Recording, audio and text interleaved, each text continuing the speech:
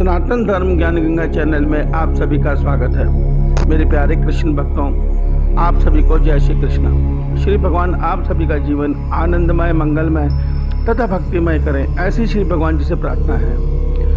मेरे प्यारे कृष्ण भक्तों, सनातन धर्म ज्ञान गंगा चैनल में इस वक्त हम लोग श्रीमद् भगवद गीता ज्ञान के अध्याय 2 के श्लोक 47 तक समझ चुके हैं। आज हम उससे आगे अध्याय 2 के ही श्लोक 48 को सरल रूप में समझने का प्रयास करते हैं। जय श्री कृष्णा। मेरे प्यारे कृष्ण भक्तों, अध्याय 2 के श्लोक 47 में भगवान श्री कृष्ण जी ने अर्जुन को कर्म योग का यह गुण सिद्धांत समझाया है कि मनुष्य कितना ही फल की इच्छा रखकर अपने मन में रखकर कर्म को करे, मगर उसको केवल कर्म करने का अधिकार है, उस कर्म के फल का नहीं है। अर्थात वो कुछ भी मन में फल की इच्छा सोच कर समझ कर कर्म को करे, उसको मिलना उतना ही है जितना उसके प्रारब्ध में तय है। अर्थात मनुष्य को कर्म करने का अधिकार है, कर्म के फल का अधिकार नहीं है। अब उससे आगे हम अध्याय 2 के श्लोक 48 को समझते हैं। जय श्री कृष्ण। मेरे प्यारे कृष्ण भक्तों, अध्याय 2 के श्लोक 48 में भगवान श्री कृष्ण जी अर्जुन को समझा रहे हैं कि हे धनंजय, तुम आसक्ति का त्याग करके सिद्धि और असिद्धि को समान मानते हुए योग में स्थित हो जाओ। योग का अर्थ भगवान ने यहाँ समत्व बुद्धि से बोला है। तो आइए इस श्लोक के सरल अर्थ को समझते हैं। जय श्री कृष्ण। मेरे प्यारे कृष्ण भक्तों, अध्याय 2 के श्लोक 48 को सरल रूप में समझते हैं। जय श्री कृष्ण। कृष्ण भक्तों, अध्याय 2 के श्लोक 47 में भगवान श्री कृष्ण जी हमें यह समझा चुके हैं कि मनुष्य कितने ही फल की इच्छा रखकर, फल में आसक्ति रखकर कर्म को कर ले, उसको अपने कर्म का फल मिलना उतना ही है जितना उसके भाग्य में पहले से तय है। उससे अधिक ना उसको कभी भी नहीं मिल सकता। और उसके बदले मनुष्य को हानि यह होती है कि जब वो फल इच्छा से कर्म को करता है तो उस कर्म के कर्म फल बंधन में बंध जाता है।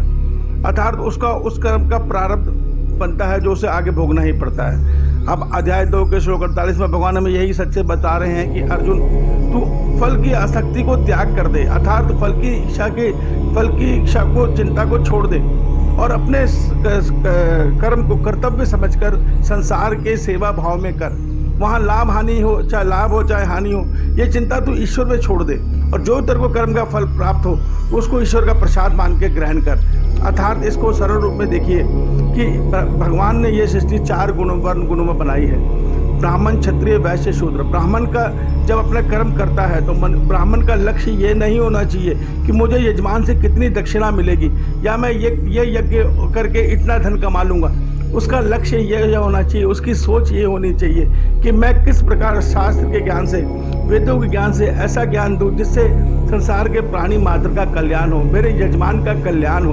उसके कल्याण की भावना का भाव उसके मन में होना चाहिए। इसी को बोलते हैं कर्तव्य कर्म। यहाँ पे उसको अपनी लाभ हानि की चिंता नहीं है। यजमान चाहे 1 रुपये दे, चाहे यजमान 1 लाख रुपए दे, वो यजमान की इच्छा, मगर वो अपने कर्तव्य को ईमानदारी से ईश्वर में स्थिर होकर कर रहा है। उसका एक ही लक्ष्य है कि जो ये संसार के प्राणी हैं मैं उन तक ईश्वर का ज्ञान पहुंचाऊं, उस ज्ञान के जरिए इस संसार का भला हो। इसी प्रकार क्षत्रिय, शूद्र और वैश्य के भी अपने अपने कर्तव्य कर्म हैं। इन सब मनुष्यों को अपने लाभ और हानि की चिंता छोड़कर संसार की सेवा भाव में कर्म करने चाहिए। यही समत्व बुद्धि योग है, यही कर्म योग है।